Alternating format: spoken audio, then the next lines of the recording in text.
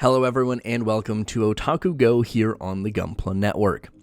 As always, I'm the Spicer and today we're taking a look at Taito's Vocaloid Hatsune Miku Thumbelina Wonderland version. This was provided to us by none other than those fine folks over at Chi-Chi's Anime. Chi-Chi's Anime is an online retailer that also frequents cons here in the US with a variety of options online as well as some exclusives for con goers. You can catch them at Kawacon later on in February. If you do see them, tell them the Gunpla Network says what's up. With such variety online and in person, they're going to have just about anything you're looking for. When you're checking out with Chi-Chi's Anime, don't forget to use the promo code GUNPLA10 to save yourself 10% off.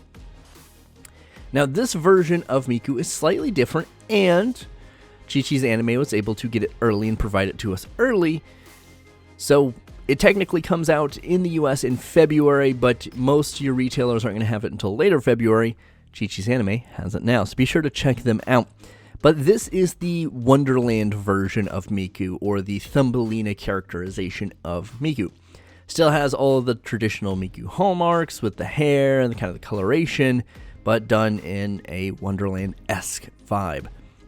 Overall, it's a pretty unique take on Miku, from the big green leaf umbrella type thing to the red accents and the little green and orange bits all over.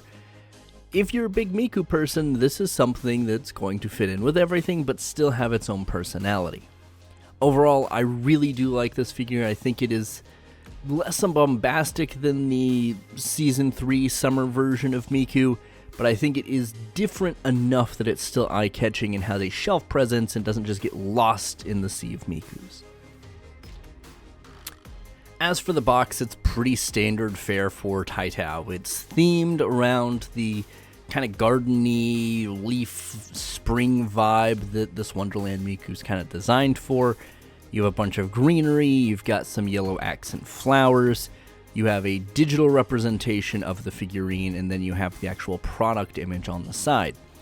So if you're a box person, this is going to fit in with everything else. If you're not a box person, you've probably skipped this part of the video.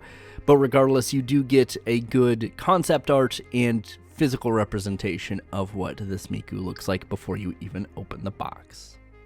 So once you get Miku out of the box, you get the very strong Thumbelina vibe.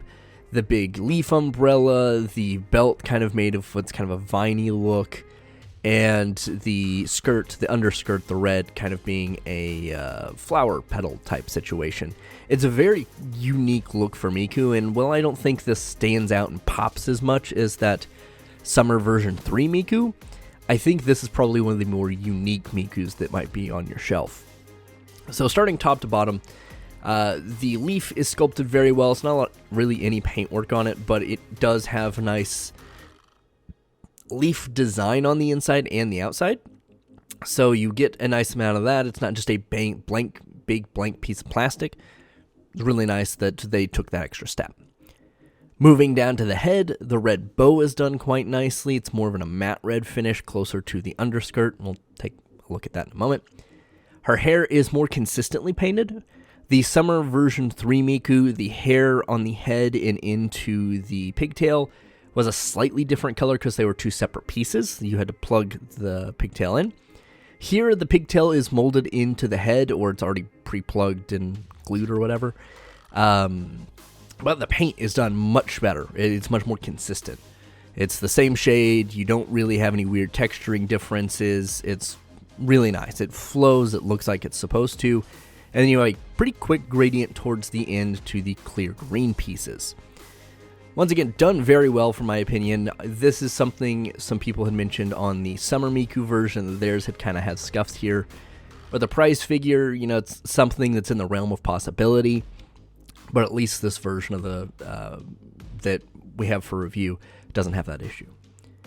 Moving down to the chest, the torso, the arms. She's got a little red choker that's got two straps to the top of her dress. It's very nice. Red, it's a little glossy. It's a really nice accent.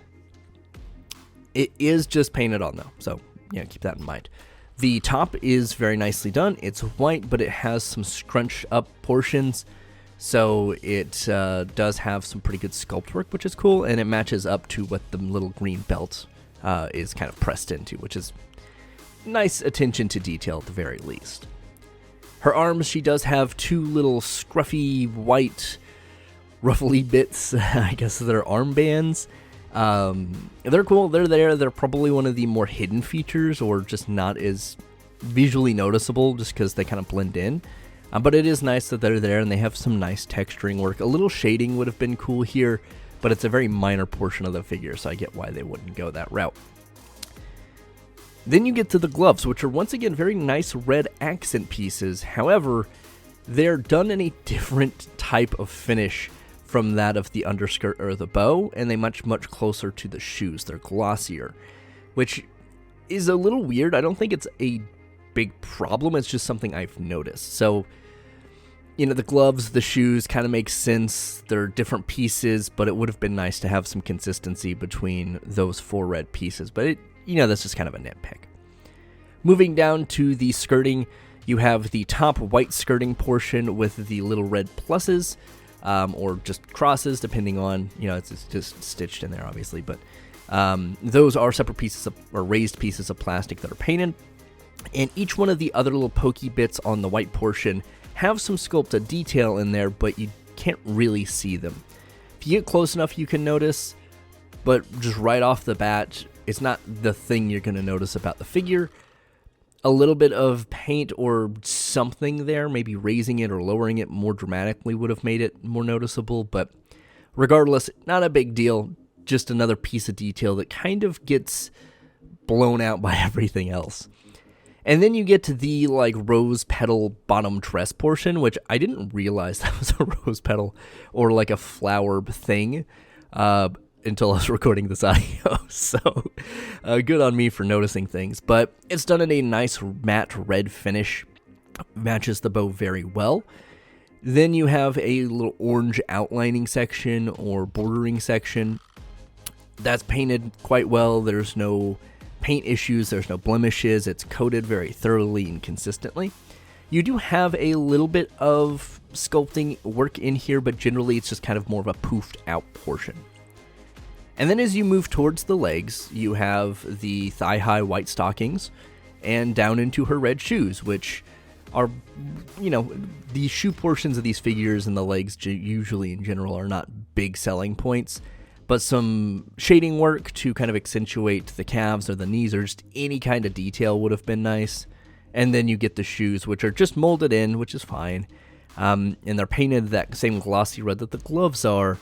But they do feel like they're just one solid piece of plastic. So, well, this is not the main attention-grabbing portion of this figure. It is something to note.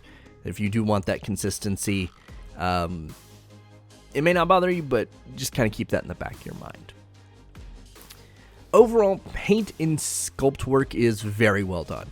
Like I said, this is not a very bombastic, over-the-top Miku. There's a lot of those out there. But this is a very unique Miku in its own sense. There's a ton of themed stuff out there. I think the rose petal dress portion and the big leaf probably helped this one stand out. The red accents, there's a fair bit of it, but I still think it works just fine in contrast to, like, her skin color, her dress, the green in her hair, and the green of the leaf, and then the little green belt. I think it's all together one really nice package. It's not trying to be overly bombastic, but it's not trying to be very standard Miku either. It's kind of its own thing. So if you're a big Miku person, or if you're just someone who wants to get this a little early, like I said, check out Chi-Chi's anime, because this is something I'd recommend. If you're not a Miku person, thanks for sticking with us for like the 10 minutes of this video. We do appreciate it. But I've been the Spicer here for the Gunpla Network. As always, friends, stay safe and keep on collecting.